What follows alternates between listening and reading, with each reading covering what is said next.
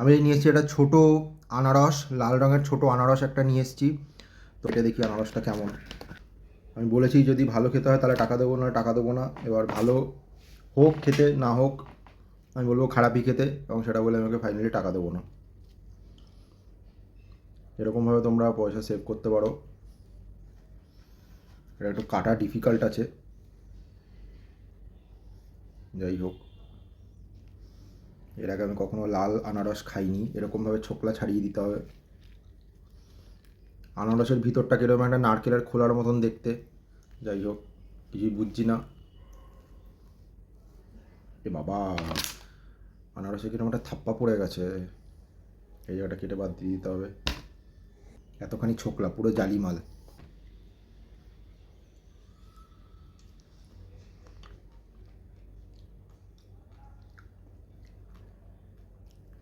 ভাই সত্যিকারেরই বাজে খেতে।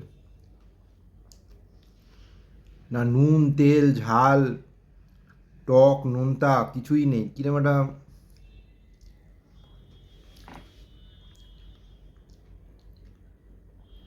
কী খেতে ভগবান জানে এটা। যদি টাকা দিতাম তাহলে বলতাম বিশাল বিশাল। পুরো হাত ফাত লাল হয়ে গেছে, মানে ছুরিটাও লাল হয়ে গেছে।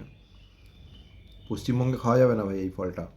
পুরো মুখটুকু লাল হয়ে গেছে। লিপস্টিক পরার দরকার নেই, বাট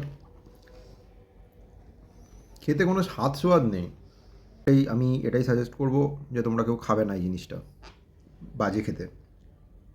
এই জিনিসটার জন্য কোনো টাকা পয়সা নষ্ট করবে না, বাজে খেতে। উপরন্ত হাত ফাত লাল হয়ে যাবে। পশ্চিমবঙ্গে সব ফল খেলে একটু চাপ আছে। বাই।